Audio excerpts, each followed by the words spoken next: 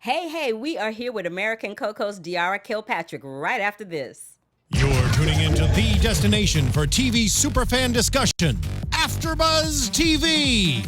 And now, let the buzz begin. Yes, hey, what y'all trying to do? Well, I know what I'm trying to do. I am trying to talk to Miss Diarra Kilpatrick, star and creator of the ABC digital web series American Koko. Welcome, Diarra. Oh, thank you so much for having me. Okay, now, I know for a fact that you have been called the one to watch by Essence. You have also been called a natural force of nature by the LA Times. Oh, wow. You have garnered 5 NAACP Theater nominations, 2 Ovation nominations, Best Film Series, Web Series Award at the 2015 American Black Film Festival. Girl, what is it that you cannot do? You have done your research. Yes, ma'am, I always do. Thank you. Thank you. Now, I watched maybe the first season of American Koko, and sorry, my phone flashes when it does stuff. But but I watched the first season of American Koko, and I was mesmerized. It was like the best tub of ice cream you've ever had that you can't take the spoon out of. Wow. It was the best. I love So that. talk to our audience about how you came to create that fantabulous series. Oh, well, I mean, like you were saying, I was doing a lot of theater. I was doing some work on TV, but certainly not as much as I wanted to.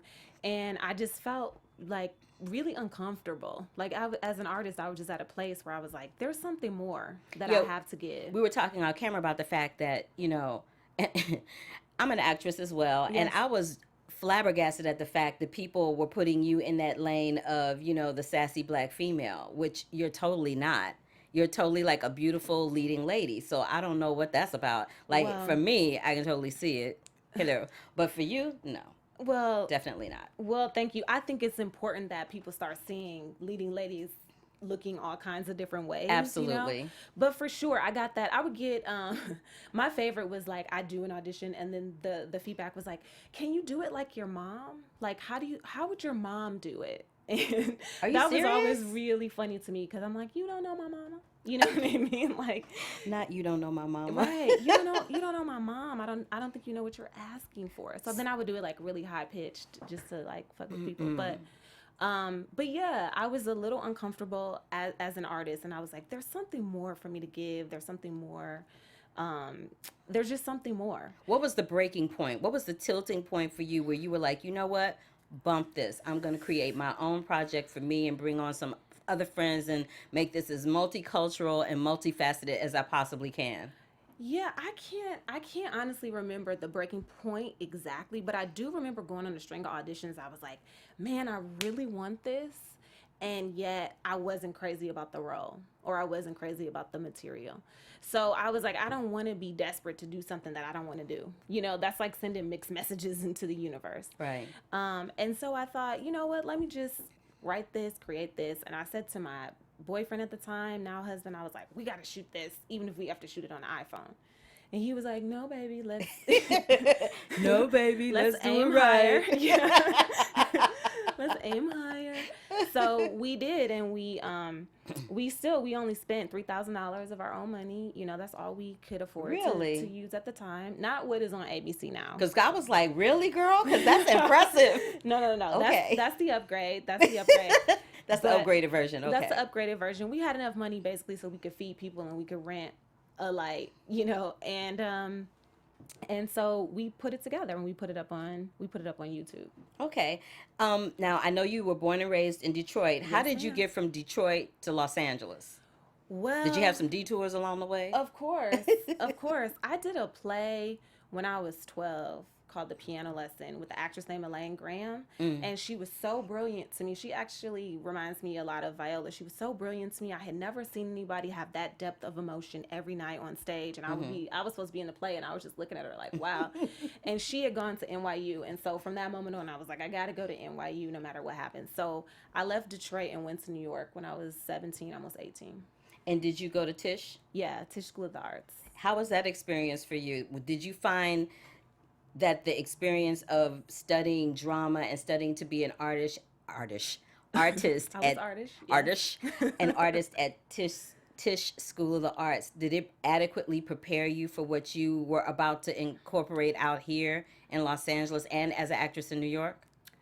I would say that I left NYU such an artist. I mean, I felt so on purpose about, wanting what kind of work I wanted to make and well trained and all that. But I feel like where a lot of programs, especially conservatory programs, can be incomplete is they don't necessarily teach you how to become a business. And that was the thing that took many, many years of being out here in LA, doing a lot of theater, doing a lot of stuff, not knowing how to market myself or any of that kind of stuff. You just come out like, I'm an actor. You're like, I'm going to take New York by storm. Yeah, exactly. You're Yeah. like, use me. And it's like, you have the wrong headshot, You look 45 years old in your headshot. You know what I mean? And it's just stuff like that really from a business and a marketing standpoint, they don't necessarily prepare you for. I hope it's different now.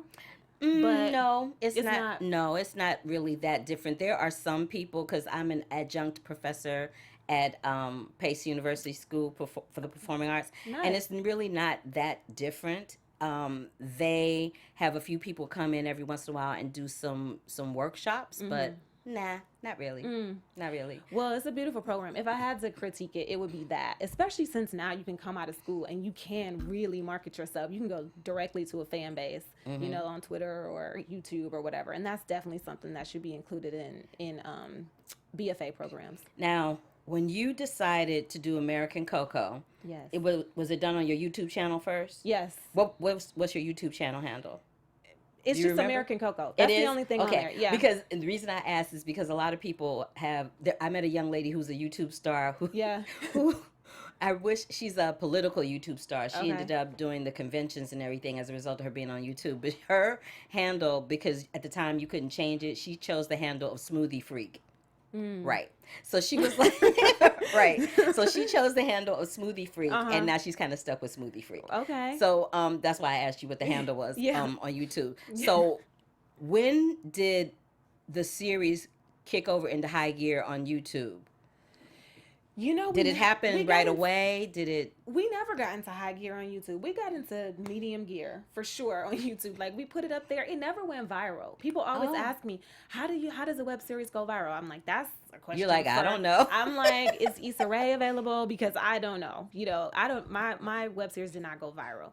But what it did was it showed exactly who I was as an artist. It showed that I had this like brave, bold, new voice. And when it got in the hands of the right people, they helped you. They were like, we want to get behind it to make sure that it can find a voice. Because, I don't know the exact numbers, but there was a time where you put something on YouTube and everyone flocks to it. There's so many people on YouTube now. Web series on YouTube that marketing a web series is harder nowadays. And it was 3 years ago when I put this out. It was saturated. And it speaks back to what you were saying about, when you were a student at school, if you'd had those marketing skills and things on point, when you came out, you would have known how to bypass all of that traffic. Not bypass it, but kind of rise to the top of the cream, pull the cream to the top of the cup, so to speak, on YouTube, as opposed to kind of just wading in the water of everybody else. Yeah. You brought up Issa Rae. Yeah. So I'm sure you get this all the time. People probably compare you to Issa Rae because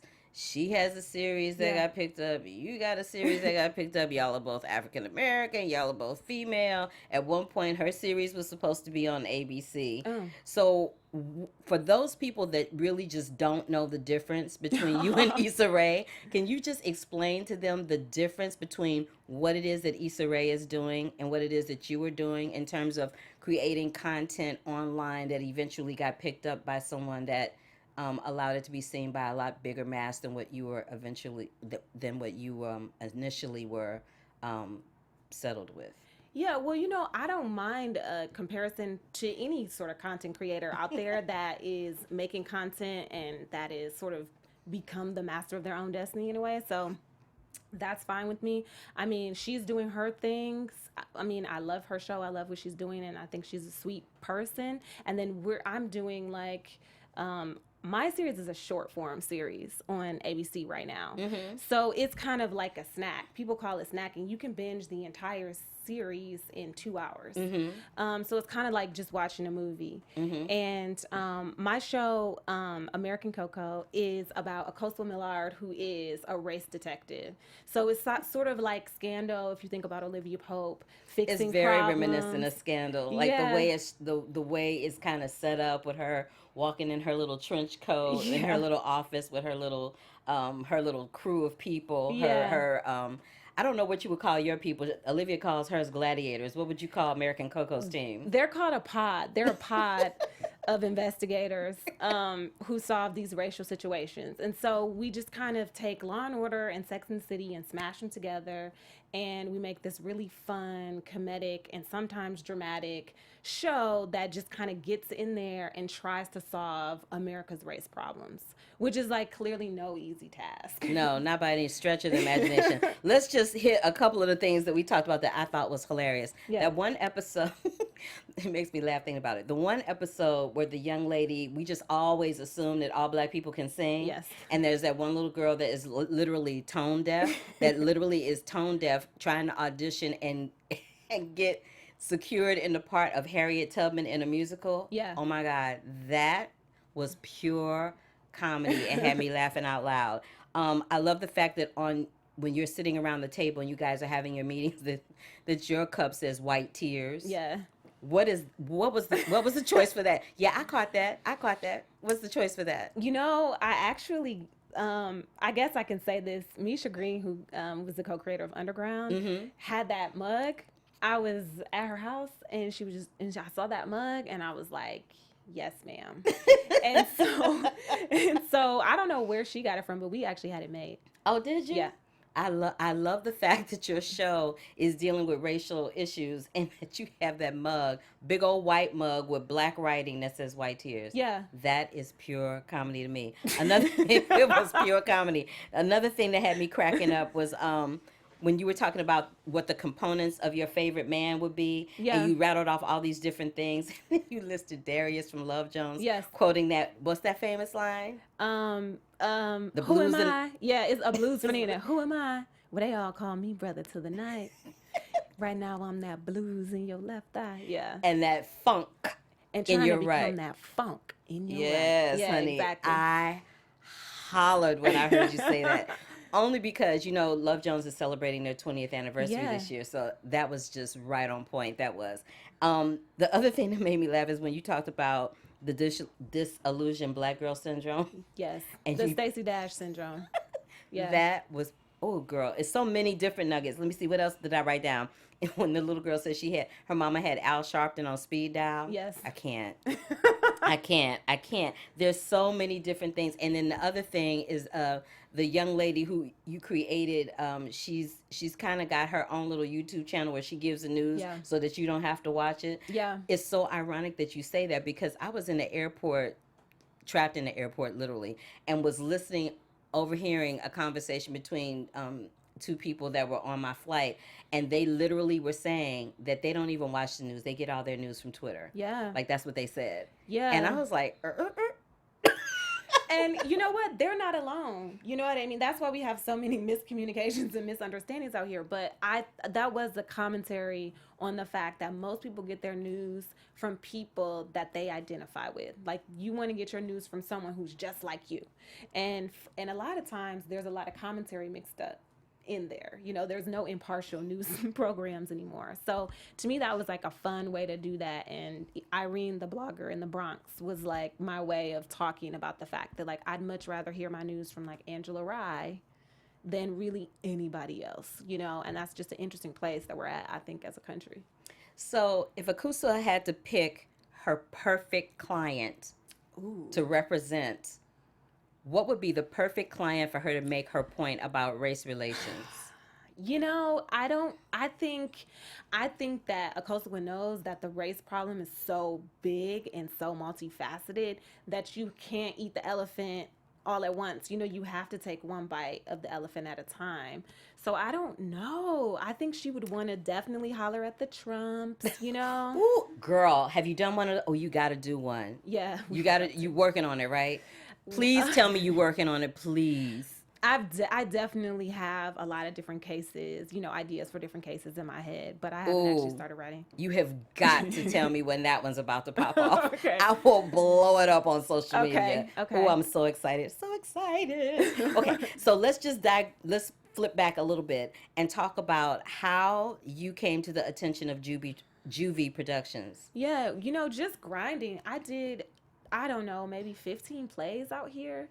And one of them was with Julius, who runs JuVee, who is Viola's husband. We actually did the piano lesson. Okay. So it was a play that I did when I was 12, and then I did it again when I was in my early 20s. And Julius was in it, and we just kind of kept in touch. They're very good about kind of nurturing young artists and, just very open and warm. And so they had invited us to the house a couple times. And so when we finished, we emailed everybody. We were like, look what we did.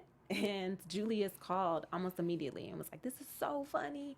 We really want to be a part of this. And so they had offered to fund the second season. And then we hooked up with ABC, and luckily they didn't have to. But we all, kind of partnered together. Mm-hmm.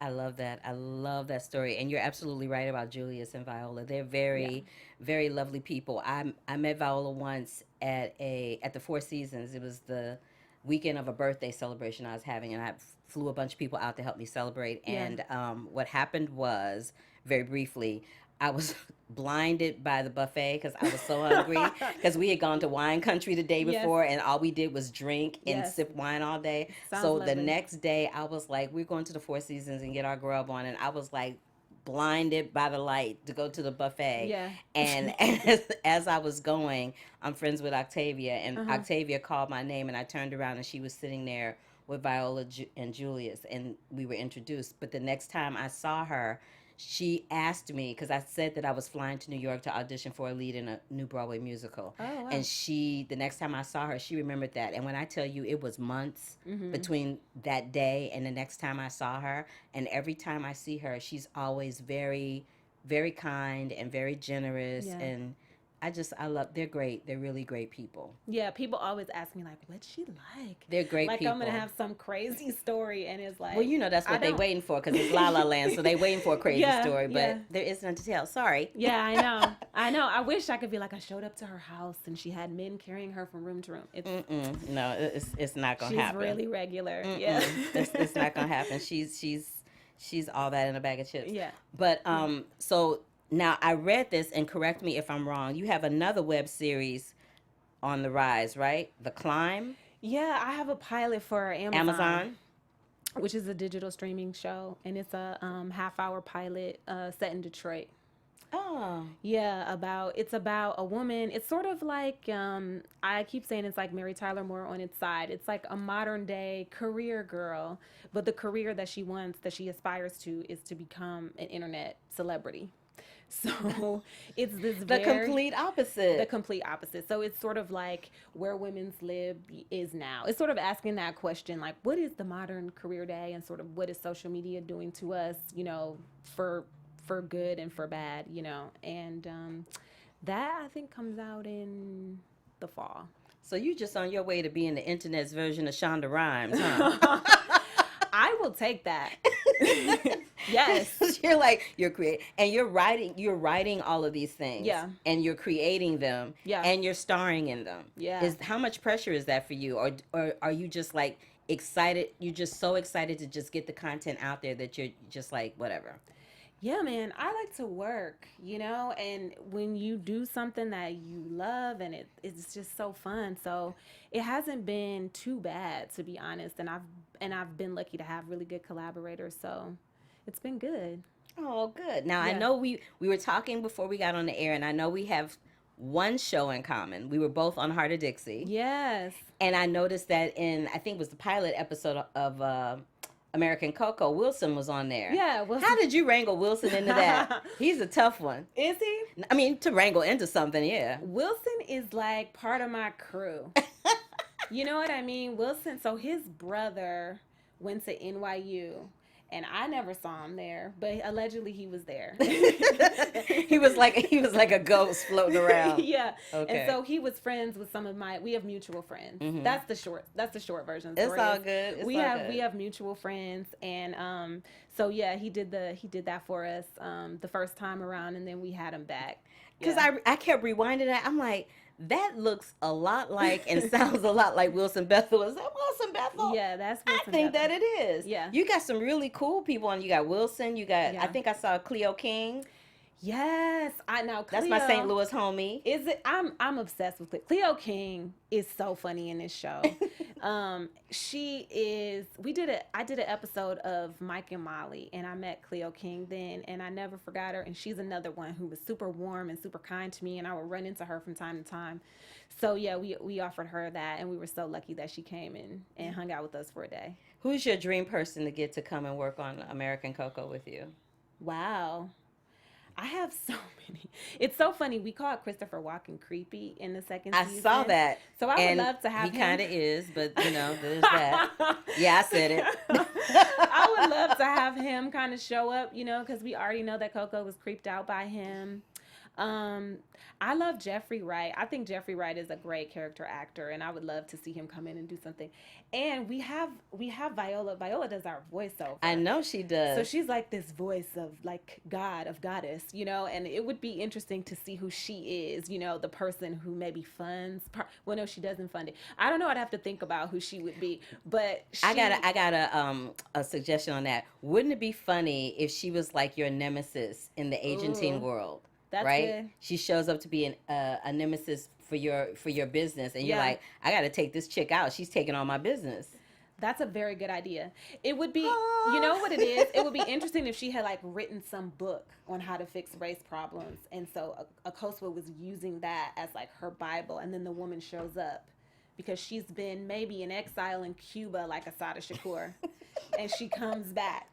And she's like, what the fuck are you doing? Okay. And she becomes my nemesis. That's pure comedy. I Let's kind of do like it. that. I like that idea better. Let's do it. The other idea that I like that you've brought to the forefront in your show is usually, and I joke about this all the time, I have several very famous Caucasian friends Okay. that I'm their only black friend. Oh, shut. So I love the fact that you brought, right, so you know where I'm going with this. Yeah. So I love the fact that you have that white girl Yeah. who's like your only friend. Yeah.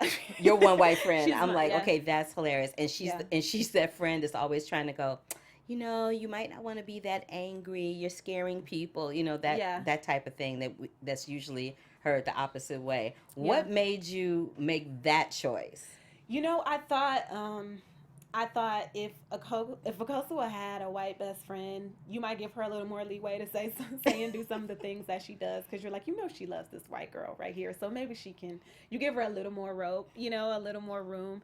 And then also it was really a commentary on that black best friend role. I mean, luckily so much has changed in 5 years.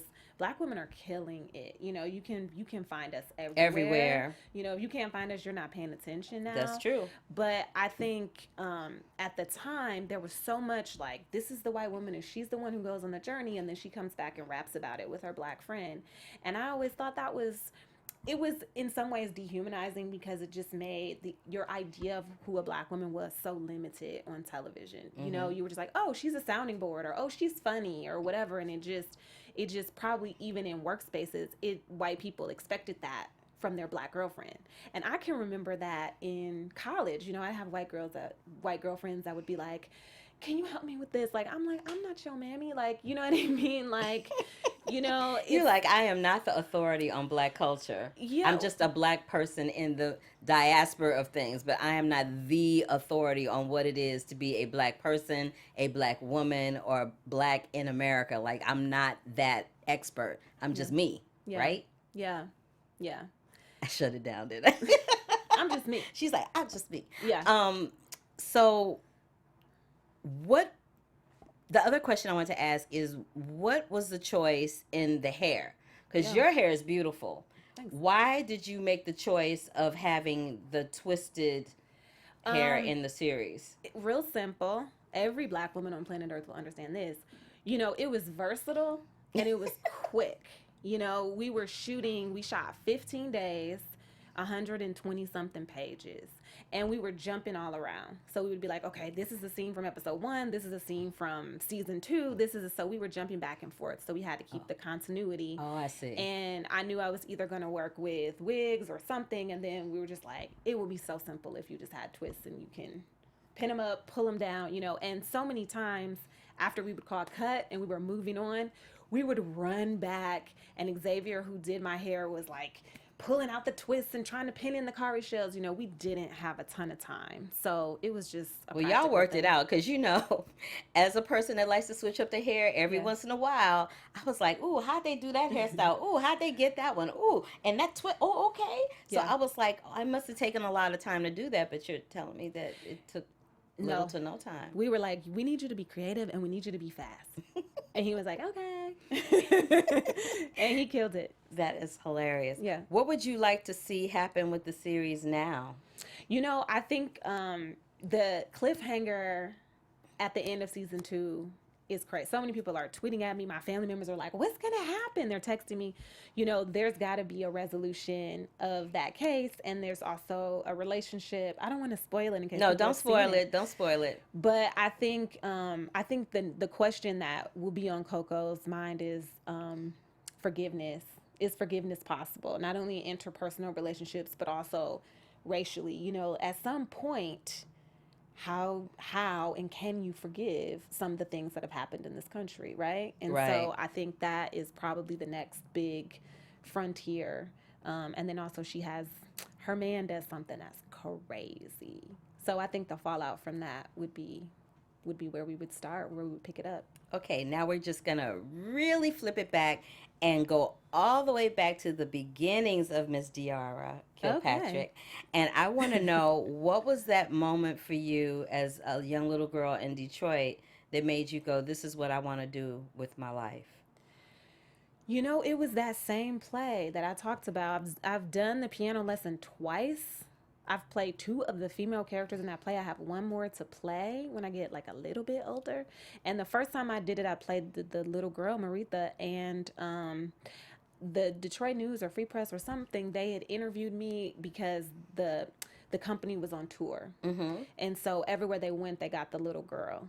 And so I got the part in Detroit, and they interviewed me and they asked me, is this what you want to do? And I was like, no. I was like, I want to be a lawyer, or I want to be the president of a public relations firm, or I want to, which I don't know where I got that from. She said a president of a public relations firm. When you said president, I thought you were going to say president of the United States. I was like, well, you go, girl. No. And you were like, of a public relations firm. Yeah. I was like, oh, okay. Yeah. No, it's so random. If it weren't in print, I wouldn't believe it. And so I was like, I don't want to be a starving artist. And then by the time I had finished that play, that was no longer true. I was like, you were bit, huh? I was bitten like crazy. And that was like, I saw the actors and the way they warmed up and the way they interacted and how the technique that they had, how good they were. And I was like, I think I want to do that. And so from that moment on, I was always involved in theater and involved in the arts. Now you spoke a little bit about how Viola and Julius were very nurturing of young artists, mm-hmm. and yourself included. What would you do, passing that torch on to do what they've done for you, to do that for someone else? How would you go about doing that? Well, I try to talk to people all the time. Like, there's a young one there. I try to talk to people all the time. Miss Lauren, who's in the studio. Yeah, she's fancy Lauren. She's Lauren. Lauren is my assistant, and she's a young, creator, and it's so funny because she was Lauren in my phone, and she was working with us for like, I don't know, a month. And then I heard her on the phone one day say, hey, this is Lauren. And I was like, is your name Lauren? So you made the same mistake I made. And then there's that. And you introduced yourself to me. So I'm sorry, girl, my bad. Have we been calling you Lauren for a month? And she was like, sweet. She was like, yes, my name is Lauren. And I was like, please don't let people do that. But Yeah, and see, so I hope that that we're sort of nurturing to her in a similar way, and like letting her see sort of the creative process as well as the business, business stuff. Like she spends so much time with us. And then the other thing, I meet with people all the time. My friend just texted me, I found a writer from Detroit, because I'm always looking for writers from Detroit to sit with and read their stuff. So there's that. And then eventually I hope to produce as well. I can't write everything. Well, So you well on your way to doing that, because you kind of are writing everything. You're writing The Climb, you're writing American Coco, so you kind of doing it, girl. I'm proud of you. thank you so much. Yeah, you are Thank you. killing it. Thank you. Killing it. Yet I'm so, for me as a working actress in Hollywood, Yeah. and as a working actress in Hollywood and a person of color, Yeah. it warms my heart and excites me so very much to see someone like you come through this door at AfterBuzz and talk to us about your career, because somebody's going to watch this online. Somebody's watching it right now, and something in the course of this conversation that we've said or that you've said will inspire them to go out and do what you did, and then do something even more, and then inspire someone else and bring on somebody else. So it's like you just keep passing the torch from one person to another, and you are killing it. Thank you. You are killing that. I'm really, really proud of you. Thank you so very much for doing that. Thank you. So what's next? Now you got the Black Mary Tyler Moore thing happening. You got the Black detective who's a racist kind of thing happening. What else do you want to create? Or what's next for you, I should say? What other things would you like to create? People always ask about brand. If I had a brand, it would be, comedy for now. I always feel like I want to make stuff that couldn't happen in any other time, And so it really is just about being out in the world and kind of looking around and see what's moving me. And I think that will be the next area of what I want to talk about. So your comedy and your sense of humor comes from reality. Yeah. It comes from what you see happen. That's very much a comedian point of view. As you know, the most brilliant comedians that we have encountered and witnessed over the years, like the Richard Pryors and the Robin Williamses and the Roseannes, all of their comedy comes out of their life and their observation of life with other people. So that's kind of great that you have that take on it. If you had to pick a situation right now that you would want to tackle, say in the next couple of weeks, what situation would you want to just like dive in and be like, I want to talk about this right now, because I think it's important that we put a humor spin on it to make people laugh but make them think at the same time. I was just talking about this the other day. My husband actually showed me this article about Japan, and how like half of the boys in Japan are not having sex. That I think it's like that's not funny, but it kind of is. It's crazy. It's like, I want to say something like 30 or 40% of Japanese men between the ages of like 15 and 35 or something are virgins. And then I read something else that said that mind-boggling. Millennials aren't having sex either. They're having much less sex than the generations before it. And that's really crazy to me, because you would think that we're so free, that you can get sex from at the touch of a button on your phone, that people would be just screwing all over the place. No, child, not with STDs, and them STD billboards, I guess, are working. Yo, I just saw something the other day that said like syphilis tsunami, and it was like, I was like, please get married. It did not say syphilis tsunami. And it was a tsunami. It was like waves, and I was like, I would be terrified. You know what I mean? Single right now, it is. Yeah, it is when you see stuff like syphilis tsunami, you see these billboards with AIDS talking about percentages. You see, but I'm not surprised when you put it that way. I'm not surprised because it's like, I'm good. But I think it's not that. I don't think it's the STDs. I mean, for me, like I grew up, I was like the Rent generation. I was afraid of getting HIV because that was like our musical of choice. Right. I was like 13. So I was like, so now I do understand that fear, but I think it's just more of like people having real trouble with intimacy because of social media, because everyone is putting these like perfect images out into the world, and then you actually have to meet somebody and be imperfect. That's true. And I just think people are weird and in their space and on their phone and not developing social skills in the same way. You know, that's a good point, because the social skills have diminished quite a bit. Because even when you walk down the street, there used to be a time where you would walk down the street, and if someone approached you as you're going like this, you're like, "Hi, how you doing?" Yeah. or whatever, or "I like your dress," or you know, "Nice hairdo," or "Where'd you get that lipstick?" or whatever the case may be. And now, when you walk down the street, you see this. Yeah. You know, people almost walk into. I've seen people almost walk into buildings, doors. I've seen people almost get hit by cars with their face buried into their cell phone. It's not going anywhere. Yeah. It's going to be there when you get to wherever you're going. Just put it in your pocket for a few seconds. Yeah.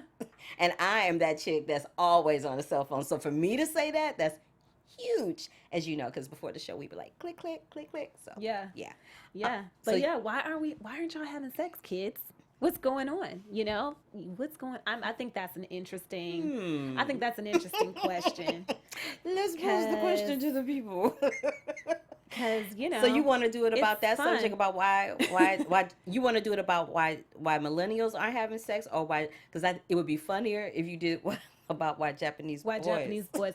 Well, you know, I don't know that much about. You know, I haven't been to the country, but I do think we're much more of a global society. Like I think if it's a trend in Japan, It's probably a trend here. A trend here. You know, boys spend a lot of time playing video games, a lot of time just in their like insular world, and they're not getting. And then porn is a problem too, I think.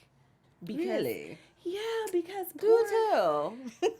I mean, I think porn used to be this like illicit thing, and Porn now, used to be this thing where it was porn used to have a label on it where it was like you were gonna go blind if you looked at it or something. You know what I mean? Right. Like it had this really negative connotation to it. And now, because people literally are walking down the street looking like porn stars, it's kind of lost a lot of that negative connotation to it. So, you know, people are like, whatever. There's no negative connotation to it anymore, I don't think. And you don't have to be like in some weird little shop now. You don't have to be in a shop where the windows are tinted black. Right. You could Just just go be look at a home. magazine or a video. You can look at it at home in the middle of the night on the internet if that's what you choose to do. Right. And why, you know, for some people, if you have no social skills, you watch that, you take care of your business, and then you're kind of done. And then also, that's just so unrealistic. I would imagine these boys are intimidated by real women because porn stars are just like, okay, you know, there's no challenge. There's no challenge. But you know what would be a good point to your point about the whole not having sex thing? There's also, remember that that news piece that came out a little while back where they were talking about here in the state of California, how they were trying to make AIDS testing mandatory for porn stars, and a lot of them pulled out as a result of that. Like they said, well, if I can't do it without, you know, without having protection, I'm not doing it. I thought it was that they had to wear condoms. That too. I mean, there was a really ridiculously large number of adult stars that were contracting various diseases, not necessarily AIDS, but some form of a disease from having unprotected sex. So as a result of that, the state of California was like, look, y'all have to like use a condom when you do this. And they were like, no, we don't want to do that. Yeah, I think we voted it down as a state of California because people don't want to see that. You know, I would imagine that We got our standards in LA. Well, also, I think people would go to other states to make it that didn't have that law, and then we would lose revenue. I think that was the big thing. But I would imagine that porn stars would be on PrEP, and that On PrEP? they would be well, yeah, because you know, it would be smart. I think that they would be on PrEP and that they would be tested regularly, and then people can have their fantasies without having to see. Okay. Yeah. So, outside of the sex lane, Yeah. what other subjects would you like to attack? Ooh. There's so. Would you like to attack, or have you attacked the issue of skin lightening? Ooh, I saw my friend on the internet. Is his name Sammy Sosa? It was bad. No, but I wouldn't want to attack it. Not attack it, but address it. I should say, not attack it. No, I am interested in older what happens. The older people in our society, we just kind of throw them away in a weird way. I think there's no real place for older people in our society. Like before, it used to be they were the head of our villages and we went to them because they were wise. And now once you get to a certain age, you are kind of shipped away from society. And I went to my husband's family lives in Northern California, and they live in this really small town. And it took me a second because I was like, what's weird about this? And one thing that I noticed was none of the women were dyeing their hair. And it was like the first time I was in a place, because I'm in LA, where women weren't dyeing their hair. And I was like, oh yeah, women go gray. That's just something we don't. Well, we when don't people even get old, tolerate. they go gray. My mother, my mother is here, and my mother mine lives too. here with me. And my mother always makes reference to whenever we're out, she always feels like people are staring at her, and it's because she has white hair. Yeah. And she's like, "Why are people staring at me because I have white hair?" I said, "Because they're afraid to get old and they're not embracing it, and you are, and you're beautiful. So they're like, oh, look at that beautiful African American woman with the white hair. Yeah. That's what it is." I'm like, embrace it and keep it moving, Mom. Yeah. You know what I mean? My mom has let hers go too, and she's so beautiful. But I think that there is some place in our society to find where do old people fit into old people? Where do older people fit into this society? Because they're the wisest among us. You're absolutely right. And I think that here in America is worse than any other country, because I have traveled quite a bit, and when you go to other countries, elderly people are not treated that way. They are treated the way in which you mentioned. They're revered, they're respected, they are given respect for the life that they have lived on this earth. And you're absolutely right that here in America, when people reach a certain age, we have a tendency to want to put our parents in homes. We don't want to be inconvenienced by whatever illness or ailments or whatever it is that's going on with them that are happening. But society doesn't want to take responsibility for that because they're too busy living whatever this life is. And what people fail to realize is that same elderly person that you're trying to discard is the same elderly person that brought you into this earth, that nurtured you and made you the human being and the adult that you are. So you need to respect that, and you need to give that some reference. That happens in other countries. It doesn't happen here. Not as much, and especially not in LA. And oh no, definitely not. I'm just curious. I think there should be some kind of program that integrates the elderly into society in some way, like puts them in schools, puts them in government. Like, I don't know. Like, I loved that movie, The Intern, with Robert De Niro and Anne Hathaway, and it was about taking someone who was kind of in the August of their life and having them start over, and he was able to bring all these benefits to a tech company. And so it was a popcorn movie, but I thought it was an interesting idea, and I would be interested in writing something about how do we reframe the elderly place in society. Well, girl, I am looking forward to all these ideas that we have spitballed here this afternoon. Exactly. Now, do you know all your social media handles online by any chance so that people can keep in contact with you? Yes. Let them know. Look right into that camera and tell them. Hey, y'all. You can follow me on @DiarraOni, DIA 2 R's AONI. And then I think that's my Instagram too. Yeah. And are you on Twitter? Yeah. I know American Koko is on Twitter. That's my Twitter and my Instagram. And you have a website? I do. DiarraKilpatrick.com. Okay. Yes. Great. Well, thank you, Miss Diarra Kilpatrick, a.k.a. American Koko, for joining us here at AfterBuzz Spotlight On. I am your host, Carla Renata. You can find me across all social media platforms at The Curvy Critic. Take it light, and see you next time as we go out to Mr. Bruno Mars.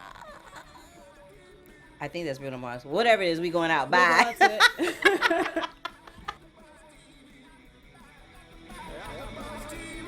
From executive producers Maria Menounos, Kevin Undergaro, Phil Svitek, and the entire AfterBuzz TV staff, we would like to thank you for listening to the AfterBuzz TV network. To watch or listen to other after shows and post comments or questions, be sure to visit AfterBuzzTV.com.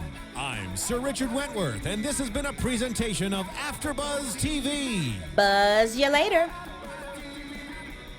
The views expressed herein are those of the hosts only and do not necessarily reflect the views of AfterBuzz TV or its owners or principals.